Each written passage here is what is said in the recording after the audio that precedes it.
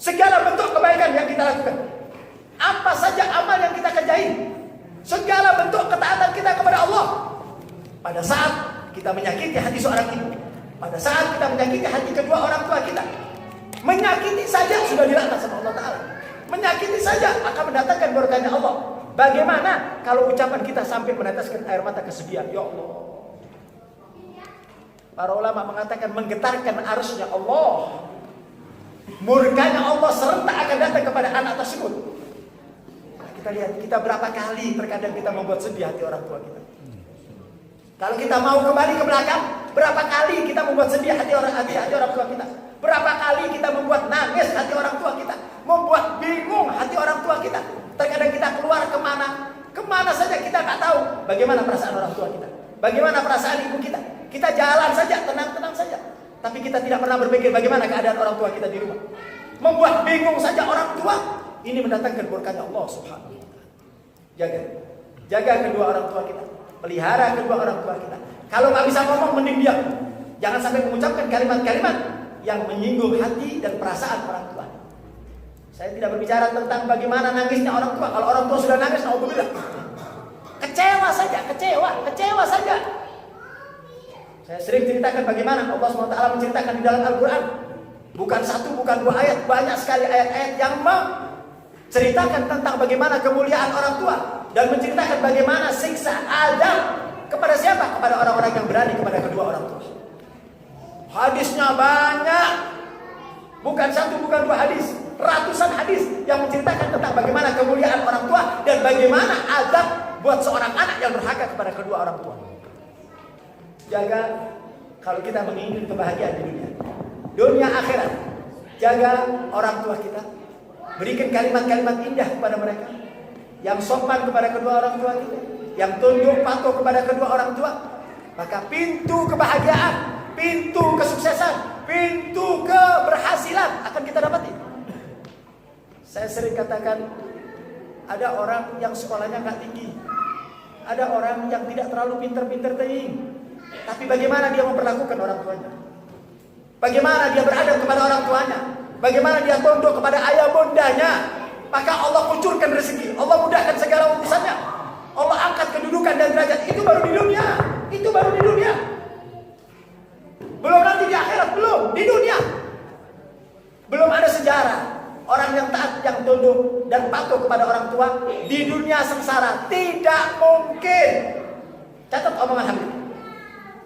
Di dunia kalau kita taat sama orang tua, tunduk dan patuh kepada orang tua, mustahil hidup kita susah. Mustahil. Catat.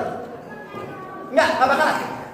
Walaupun mungkin pendidikan kita rendah, walaupun mungkin kita tidak punya keahlian, tidak punya ilmu, tapi berkat daripada kita taat sama orang tua, berkat daripada kita tunduk sama orang tua, Allah tunjukkan kemuliaan, Allah tunjukkan, Allah kasih kemudahan, Allah kasih kegampangan segala urusan kita. Tapi jangan coba main-main dengan orang tua. Jangan coba main-main dengan orang tua. Ini manusia agung. Ini nggak boleh kita main, nggak boleh. Hati-hati dalam berucap, hati-hati dalam berkata, hati-hati dalam berbuat apapun kepada orang tua kita. Jangan pernah membanding-bandingkan dengan orang tua, dengan siapapun yang ada di kolom bumi. Orang tua kita tidak tertandingi, kecuali Habibina Muhammad. Orang tua kita tidak akan pernah tertandingi dengan siapapun manusianya di kolom bumi ini. Nggak bisa.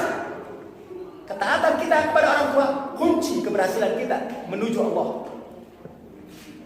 Ketika kita durhaka kepada orang tua kita, kedurhakaan itu akan membuat mara bahaya, akan membuat kehancuran, akan membuat kehabisan dalam hidup ini. Susah orang hidup ketika dia durhaka kepada kedua orang tua. Jadi jangan sampai kita mengucapkan kalimat itu, bahkan sampai mengeluarkan air mata, orang tua kita nangis gara-gara mikirkan kita.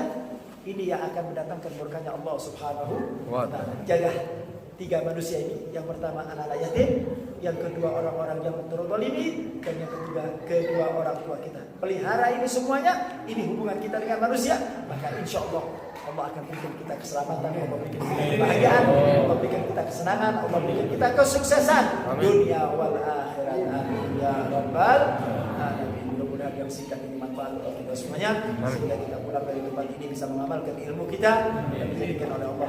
salih dan salihat. Amin ya rabbal alamin. Kalau waktu ada, dia masih tenang-tenang saja. Dia tidak gunakan kesempatan itu. Tapi begitu meninggal, ya, tetapi tidak ada kalimat terlambat. Boleh-boleh saja. Tetapi sebagian ulama mengatakan orang-orang yang demikian itu dia akan terima ganjaran dulu di dunia. Dia akan terima ganjarannya. Walaupun ketaatannya dia kepada orang tua itu bisa dia jalankan dengan mengirim Fatihah, dengan mengadakan tahlil, dengan menziarahi kuburannya, itu sebagai anak yang taat. Tetapi ketika waktu dia di dunia dan orang tuanya masih hidup, dia memperlakukan orang tuanya dengan tidak benar, maka dia akan dapatkan ganjarannya terlebih dahulu. Karena Nabi SAW di antara dosa yang orang tersebut tidak akan pernah meninggal sebelum Allah balas di dunia qabla akhirat. Apa dia? Uququl walidain. Jadi kata Nabi, tidak ada satu dosa yang Allah kasih ekstra adab di dunia sebelum di akhirat nanti. Apa itu? Uququl walidain. Orang yang durhaka kepada orang tua pasti dia terima dulu di dunia. Itu bonus. Belum nanti di akhirat dia terima. Jadi kalau waktu dia di dunia dia tidak benar, dia akan terima itu semuanya. Tetapi setelah orang tuanya meninggal, ya dia berbuat baik, itu masuk dalam kategori kebaikan. Wallahu a'lam.